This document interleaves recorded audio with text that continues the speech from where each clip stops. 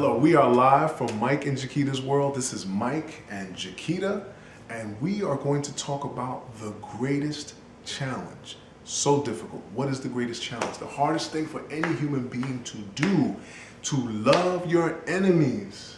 I think that it's easy to love a neighbor, to love a family member or a friend, even someone that has like a beautiful spirit about them. Yes. But to love someone that you deem as your enemy, I believe is like true religion. Right. You know, and that's the thing, is that who is your enemy? You know, we want to at least like get very, very clear about what is it, this thing that we call our enemy. And I would say it's anyone that causes you any kind of pain. It's either physically or emotionally, anyone that brings you any kind of discomfort in life. And mainly people who have made a very, very solid stance against you. Someone who's very committed to opposing and being at odds. I agree with that. I believe anyone that you may have animosity towards, and that may have animosity towards you. Anyone that you think of in your mind that just makes you just feel uncomfortable in your spirit. You know, I think that would be, I guess, considered, you know, an enemy. Someone that you just really dislike. Right, and that's the thing, is that there is not going to be a time in your life where you're not going to have someone or something opposing you. So therefore, this is so very important for anyone to really kind of take the time and understand. And this is the thing. Why should you try so hard to love your enemy? Like, why should you love your enemies? Jesus said, love your enemies. And I'm thinking Jesus is a pretty important person in history. We should kind of take heed and say, okay, what is this, you know, thing, this idea about loving your enemy that's so important? So the way I would look at it is you have to remember that it's actually intelligent to love your enemy. It is. When you put yourself in an opposition to someone, you close a door. You do not even allow for the possibility of any kind of reconciliation. So by its very nature, loving your enemy is an intelligent strategy. Even the great renowned Chinese military strategist, Sun Tzu, I'm sure a lot of you have read the book, Art of War, what he considered to be the highest form of war. He called it the supreme war. The supreme art of war is to subdue your enemy without even fighting. So now this is a person who is considered one of the greatest military thinkers in history. And his highest weapon in his arsenal was to not fight. Wow. So we have to take that into consideration. I think it's important to love your enemies because, for one, like I was mentioning before about your spirit, you'll be a happier person. I think that in being happier, that you would be able to focus on what matters in life, focus on your goals and your dreams and your visions. But when you're stuck on the burden of hating someone, you know, that keeps you stagnant in your life. So for one, I feel that it will make you a happier person. I think that also it's important because you can then be an example for others. That's so important. You know, to love other people. And I think it takes a mature person to make that stance and that decision to say, you know what, despite how this person is treating me or what they've done to me or whatever, I'm going to choose to love them. You can also have an opportunity to turn an enemy, you know, into a friend. You know, and I'm reminded of the words of Martin Luther King, where he mentions that love is the only force that is capable of transforming an enemy into a friend. Wow. What do we even do with that kind of information? I mean, that's like I said, the greatest challenge.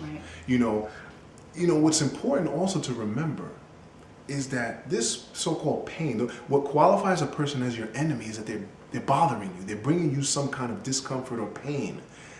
But if we really get down to the core of how our human mind and our human heart functions, we are responsible for the way that we feel. Unlike someone who comes and attacks your body, your nerves feel the pain and they send it to the brain. But with the spirit, with the emotions and with the mind, that message of pain can be interrupted.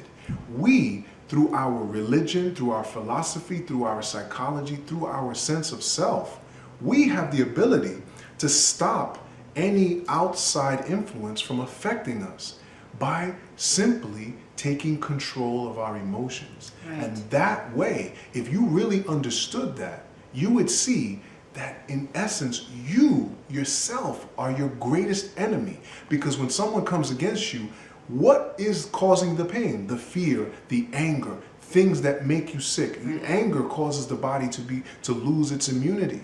Your immune system depletes in the presence of anger, in the presence of fear.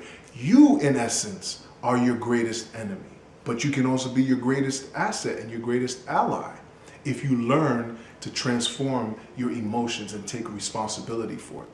Okay, so let's say we get it. Let's say we do understand the idea of loving your enemies, that it's important for any human being to get to that place. Now the question is, how do you do it? How do you get yourself to that place? Right.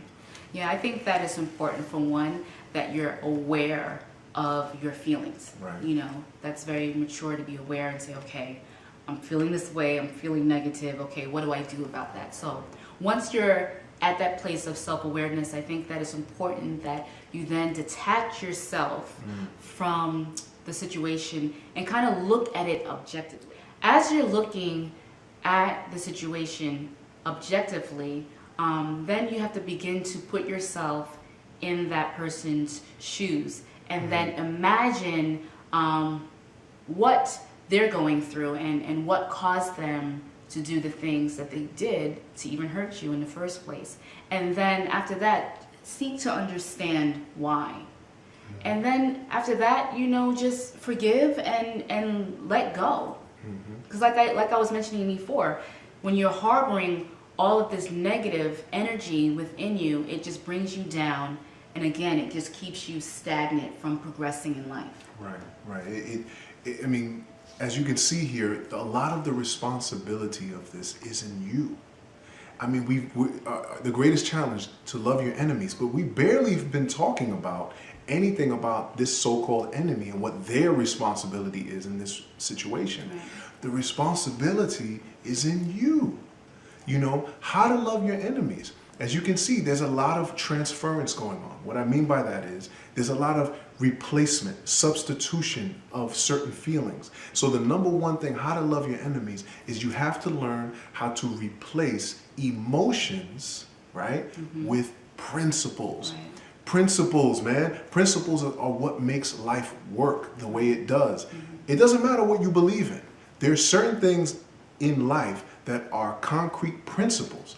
So there's principles of nature, but there's also principles of psychology, of the human mechanics, how we think, how we feel. You have to learn how to replace the emotions that cause pain and grief and make it constructive by replacing it with principles that actually can get some kind of benefit out of the situation. I don't care what it is, no matter how bad it is, you can flip it and find something in there that is positive. Absolutely. Right. You just have to be willing to do the work. And the next thing you have to do, like Jaquita mentioned, is the amazing feat of turning an enemy into a friend. Now that's very difficult, mainly because we have already kind of solidified how we view this person. So we have to unravel that like a really bad knot that's really hard to untie. There is a process of untying this enemy knot that we've created. This person has to be visualized in a way. This is something you have to do personally in your alone time. You have to take the time because you've taken the time to create them in your mind as an enemy. Right. So you have to take the same amount, if not more time, to create a friend, to visualize this person as someone that you can empathize with, that you can feel sorry for, that for some strange reason, they need you to be something in their life so that they can see a better way to live and understand that they don't have to be in a position of aggression or opposing you. You have to take the time and meditate and really let those principles sink in so that this person can no longer be your enemy, in fact be someone that you're very, very much concerned with. Right. Thank you for spending this time with us and listening to what we had to say regarding this topic of the world's greatest challenge in loving your enemies. If you have any questions or comments, we would love to hear from you. We would love it. Please reach out. Yeah. Thank you again. Thank you. This is Mike and Jaquita's World. Welcome to our world. Welcome.